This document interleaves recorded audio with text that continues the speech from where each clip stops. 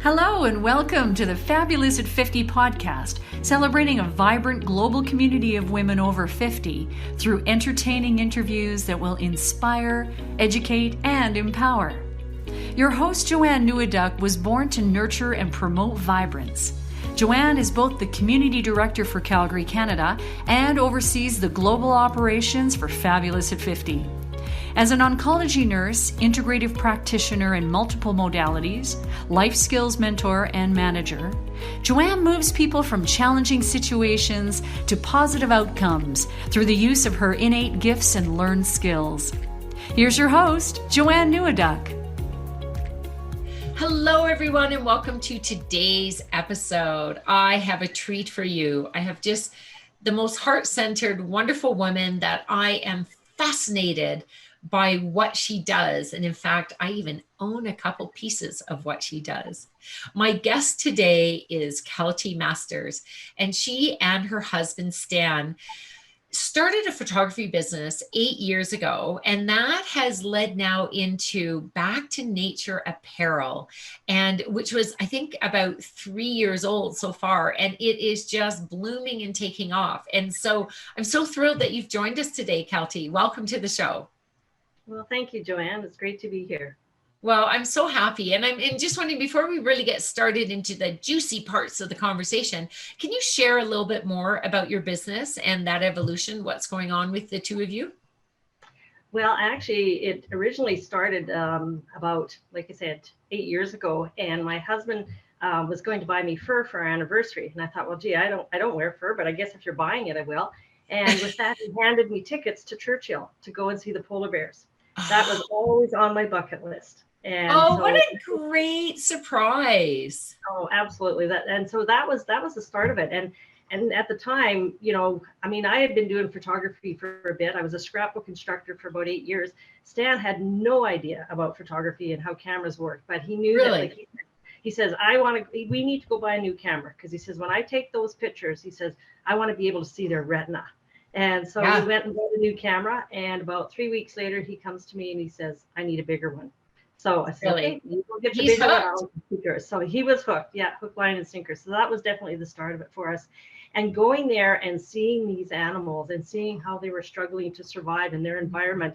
And I mean, we were there in October and they were big, but actually they were starving, because anybody that knows about polar bears, they're in a walking hibernation the whole summer. So that actually planted the seed in the foundation of doing what we can to make a difference. And so that way we support wildlife rehab programs with our proceeds. Wow, that's incredible.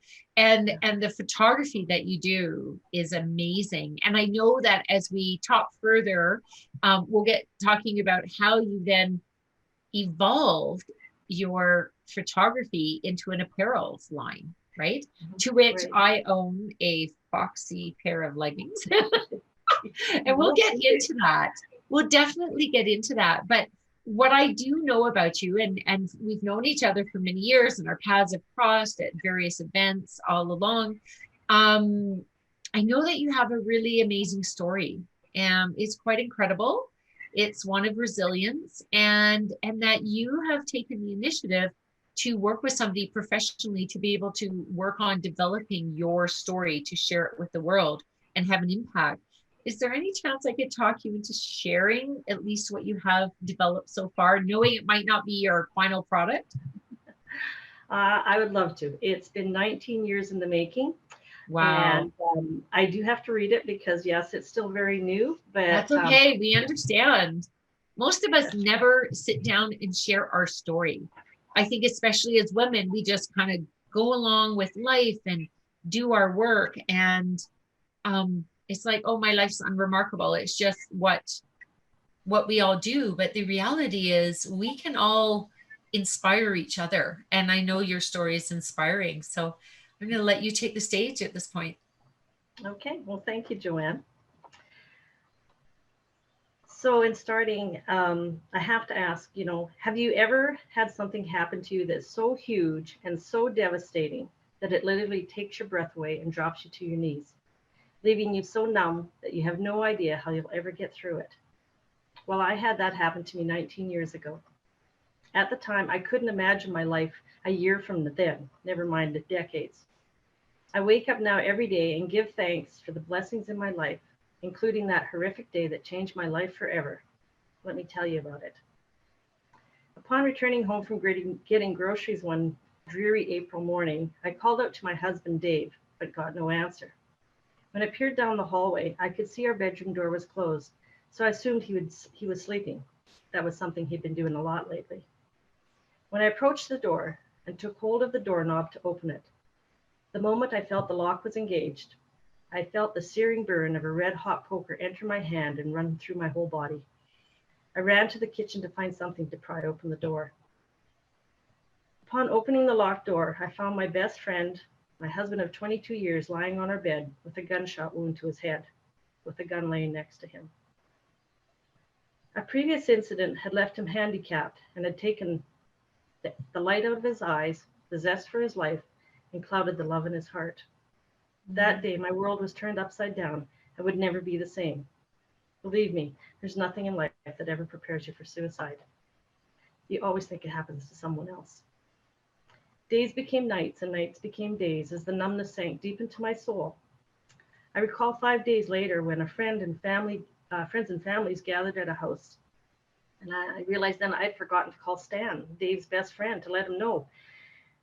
I was told then that Stan and his son had come over the day after Dave's passing to share their condolences. I had no recollection of them ever being there. I soon found it so unbearable to be left alone in our home. Every day after my kids left for school, I would leave my home to escape the horrific loss that engulfed our home, only to return again before school was over. This went on for about 5 months until finally my body had enough and shut down. I ended up sick and bedridden for 2 weeks. Now I had to stay home. But it was a breaking point for me, and one that I really needed. When I finally felt strong enough, I started going for walks in the parks across the street. It was then that I discovered the healing energy of nature. My long walks in nature allowed me to escape to a place where no one judged me, no decisions needed to be made, and I developed a deeper understanding of life. And I knew then that I would survive. It was during this time that I began sharing my walks with the man I'm now married to, Dave's best friend, Stan. Prior to Dave's death, we probably never spoke more than 15 minutes. But that day, we both lost a huge part of our lives. We both lost our best friend.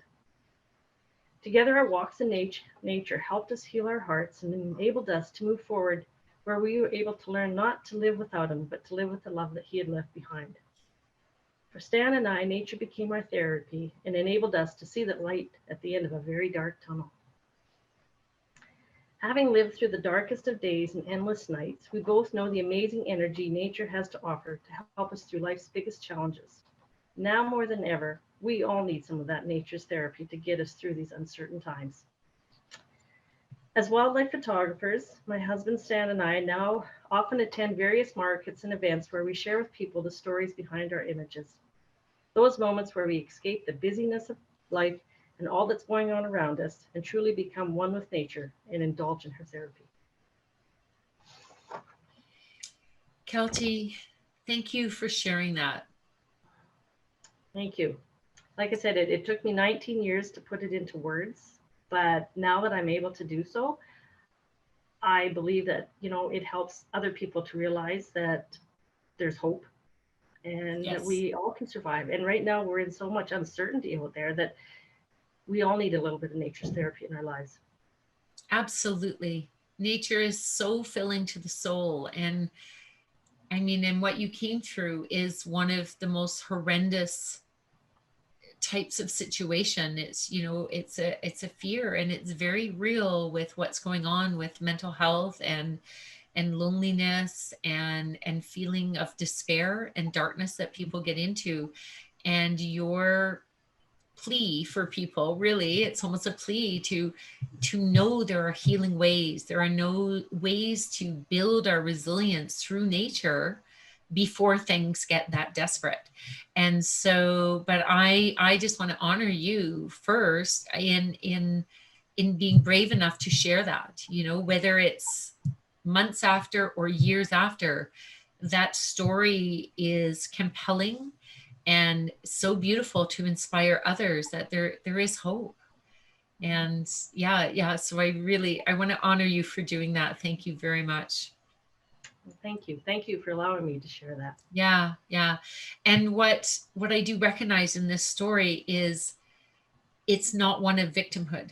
It is one of, although you might have, as you said, it got you to the point of your own breaking months after. That is grief.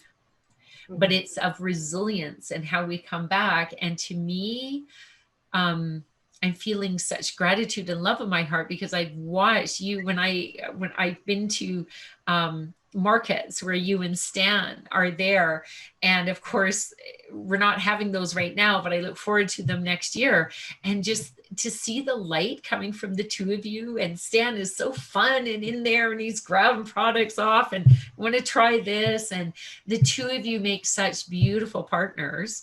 And so can you tell me just a little bit more of how did you go from, you shared a bit how you got into the wildlife photography, like hook, line, and sinker, as you said, for Stan.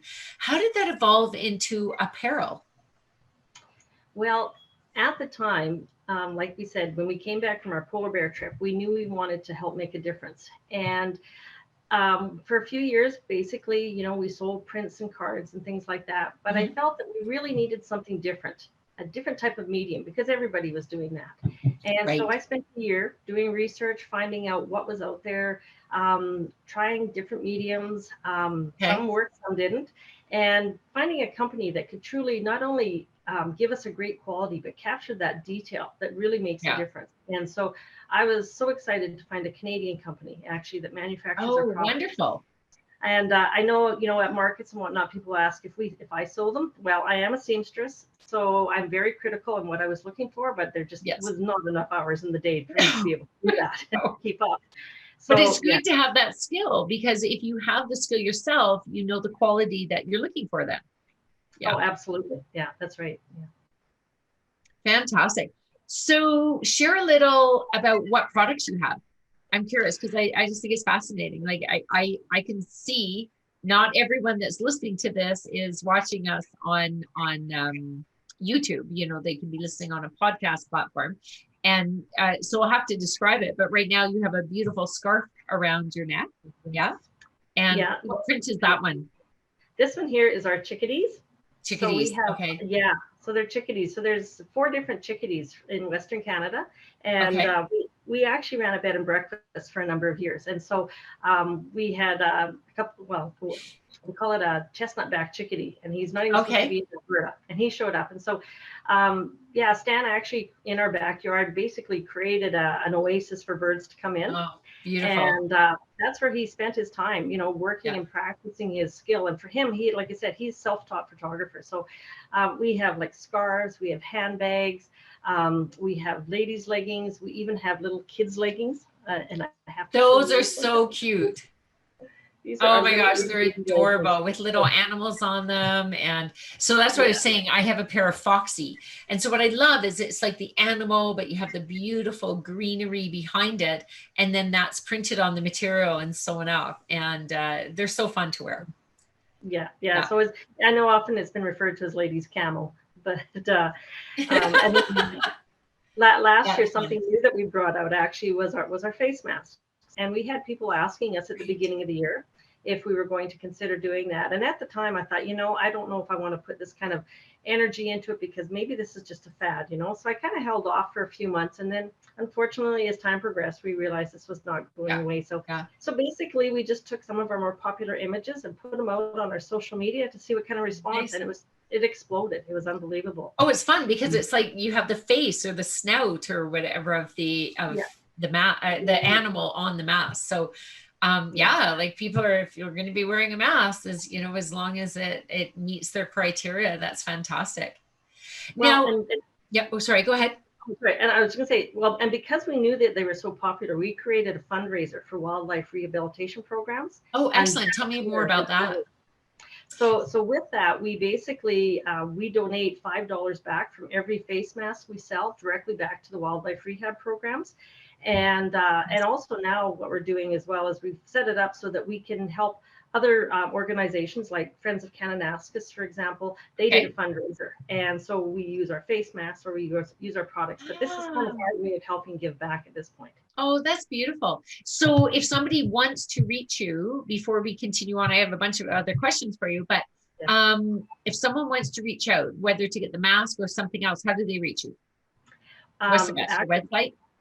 They can either email me, and my email is just mybacktinature@gmail.com, or they can check us out on our website, which is www.backtonatureapparel.com. And there's more information there as well as our contact info. Excellent. And all of this will be in the show notes, along with, a little more formal bio. Fantastic. Now, I want to take a little bit of an about face. I love that you're doing this business, but this, your wildlife photography and your apparel only started within this last decade. So clearly this wasn't your first line of work. It's an encore business, as they like to call, or a second or a third. What did you start off doing, and how did that transition happen? And I'm just curious, was it life? Obviously some life circumstances played in there, but I'm just wondering if there is even a bit of a point of time with aging where you suddenly went, I want to do what fills me up. Exactly.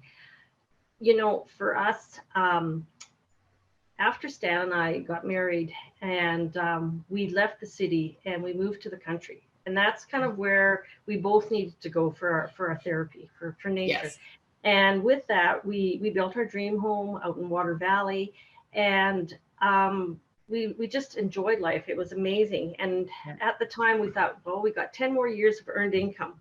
And so, so we poured everything into this log home that we built. And Stan is in the oil field. And when it crashed, it was 3 years later. So we got 3 years out of our 10 years of earned income. So we thought, what do we do? So at that point, we decided to open up a bed and breakfast, because so many of our friends had come out there and they just loved it. And they said, oh my God, how do you ever leave this place? And it was a log cabin, right? It was just gorgeous. Yeah. So it was our staycation. And so we thought, everybody loves coming out here. Let's do a bed and breakfast. And for me, as a scrapbook instructor, I used to offer retreats for my customers. So we did a bed and breakfast and a small group retreat. So we often did, like you said, scrapbooking and quilting retreats. Nice. And that really took off. And Travel Alberta actually did a feature on us and included us as one of the 6 unique places to stay in Alberta. So, it was something that we both loved. It was beautiful. Beautiful. Yeah. I was going to say, I was so disappointed because I was gearing up to go, this is the year I'm booking to go out. And then you decided to change again. And if you can share a little bit about that, because I'm so amazed at the resiliency and just the willingness to adapt. And each time, and maybe share a little bit about this, is what I've noticed is when we're willing to shift to something new, it's exciting and new. There's always still sadness of saying goodbye to what you're leaving behind. But each time I've seen you step into something newer and bigger and better and greater. So taking it up from where the bed and breakfast, you decided to move on from that?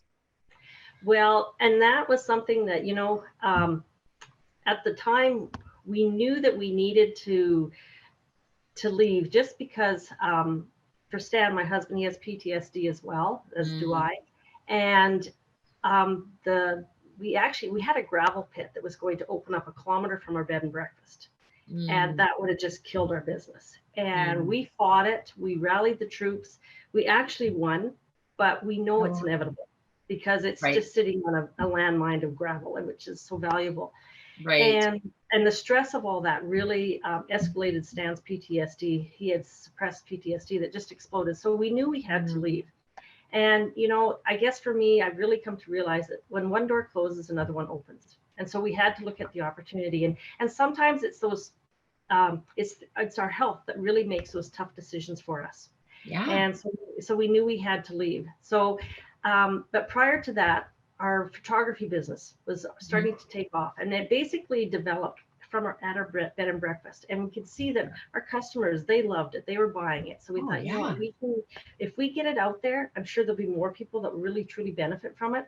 And just seeing how much of a difference it made for people's lives, the stories that we would hear that would come out, them seeing the different images and stuff. So we actually put our place up for sale. It took about 3 years to sell, and it sold during COVID. But you know, it was the perfect timing. And I kept telling myself all those years that we were waiting, it wasn't selling yet because the next place wasn't ready. And I truly believed in that. And what a beautiful, sorry, I was going to say, what a beautiful faith in what's coming next, that the right timing will be the right timing and we'll step forward. Yeah. Oh, and that's the biggest thing, is believing, because for me, I knew, like I said, that place was going to be available when the time was right. And when we sold, we ended up having 2 weeks to pack up and leave. So I had to find a place that was available in 2 weeks. I found the perfect place. It was just amazing. We're here in Olds right now, and you know, it's a small town. We still have deer come through the yard. We have a little fox that runs around. It's perfect. We couldn't have asked for a better place. Oh, and that's fantastic. You know, I'm so amazed, you know, that you went from, and as a source of inspiration for people, is your original, I think, career was as a bookkeeper.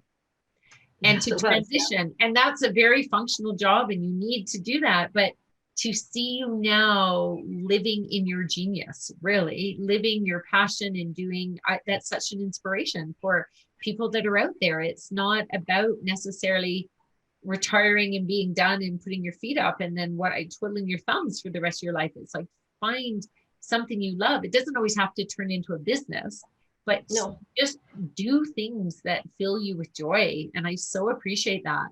So as a way of winding up this session, because it's been so amazing having you on as a guest, would you be willing, or could you draw in your little bag of goodies here of wisdom and share at least 3 pearls with us? I would love to. For me, I really am, how do I put it? Taking that first step. You know, we like you said, we hold back because we're fear of failing, we're fear of not being successful. And I think that's the biggest thing, is taking that very first step. Yeah. And with that, the rest of them will get easier. That's truly something that I believe in. The other thing I strongly recommend to people is listen to your body. I know for me, that's been huge. And that's really helped me with my PTSD as well. I know my limits, and Stan, like I said, has it as well. So for him, we're able to know each other's signs and signals, and definitely, like I said, listen to our bodies and do as much as you can, and don't push yourself. Nice. The other thing is, and as I mentioned before, is I really strongly is learning to believe. I have the word believe around my house in different places. And to me, that's the key to it, is truly learning to believe. And with that, you know, bring some adventure into your life, because that's what really makes it fun. Yes, absolutely.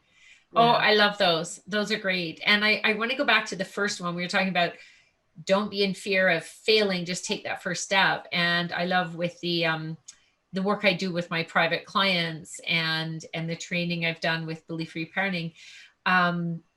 One of the things that I learned, because I was very much in that same ballpark as you were saying, where it was like, oh, I don't know, you know, like we want to fail, as if like we're supposed to learn how to do something right off the first bat.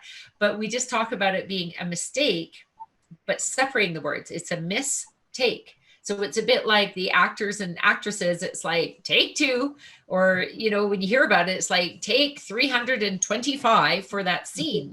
Can you imagine what movies would look like if they went, oh, well, you're only allowed to do it right on the first take. You're never allowed another. And I'm like, well, when you put it that way, how ridiculous is it for us to not let ourselves, you know, try something and fail? Or, you know, that's like throwing a ball to a little kid and expecting them to catch it right off the bat. And we have to learn, and we have to be willing. And I so appreciate you putting it out there, taking the first step. And, you know, listening to your body. So it's not so much limitations, but it's considerations, right? Absolutely. Taking your body into consideration so that you're not pushing so hard that you're doing detriment, but that you're actually supporting your body. And the last one again was, sorry, I blanked on the last one, that they believe. Believe in That's right. adventure.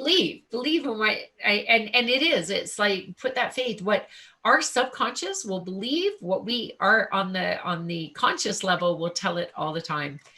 Yeah. So on that note, it was such a dream to have you on today. Thank you so much, Keltie. You and your husband are an inspiration, and I look forward to future conversations. And the next time I'm going to come and try on something new, and maybe I'll walk away with one of your beautiful scarves next time to go with my foxy pants. So thank you for everyone who has joined us to today's call, and we appreciate you being here. And spread the word. Go in and like or subscribe, or depending whatever platform you're on. We super support. I appreciate your support. And I wish everyone a wonderful day. And let's end with saying, and do your best to get into nature. All right. You. Thanks for having Take me. care, Keltie. You too. Bye-bye. Thanks for joining us today. You have been listening to the Fabulous at 50 podcast with your host, Joanne Neweduk. Join us again for more inspirational interviews on topics that matter to you. If you like what you've heard on today's episode, check out the liner notes, or to learn more about this vibrant community that celebrates women over 50, please visit fabulousat50.com. That's www.fabulousat50.com.